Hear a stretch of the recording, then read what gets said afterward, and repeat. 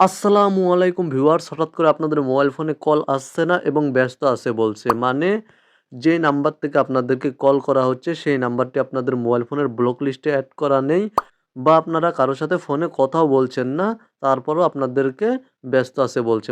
মানে আপনাদেরকে যেকোনো নাম্বার থেকে কল করলে বলছে এই নাম্বারটি এই মুহূর্তে ব্যস্ত আছে। তো মূলত এই সমস্যাটির সমাধান কিভাবে করবেন আজকের ভিডিওতে আমি আপনাদেরকে দেখিয়ে দেব। ভিডিওতে একটি লাইক করে চ্যানেলে নতুন দর্শক হয়ে থাকলে চ্যানেলটি সাবস্ক্রাইব করে সাথেই থাকুন।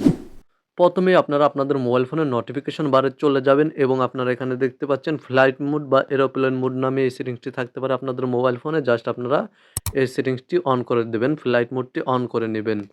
দেন আপনারা 2 মিনিট পরে এই এরোপ্লেন মোডটি, ফ্লাইট মোডটি অফ করে দিবেন।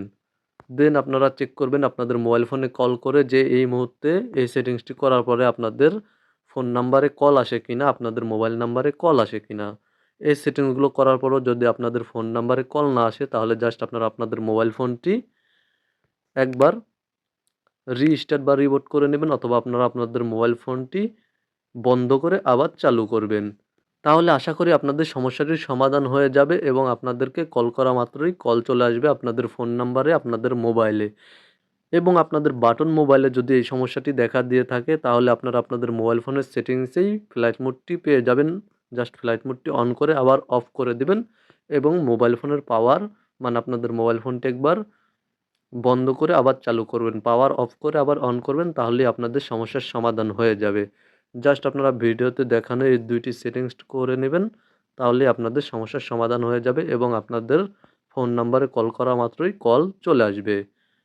তবে এখানে যদি আপনাদেরকে যে নাম্বার থেকে ফোন করা হচ্ছে, কল করা হচ্ছে, সেই নাম্বারটি যদি আপনাদের মোবাইল ফোনের ব্লক লিস্টে অ্যাড থাকে তাহলে ব্যস্ত আছে বলবে, কল আসবে না।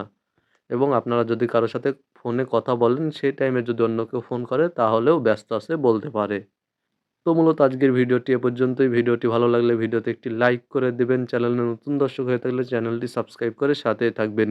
এবং আমার এই ভিডিওটি দেখার পরে যদি আপনাদের সমস্যার সমাধান হয়ে থাকে তাহলে অবশ্যই কমেন্টে জানাবেন। ভালো থাকবেন, সুস্থ থাকবেন।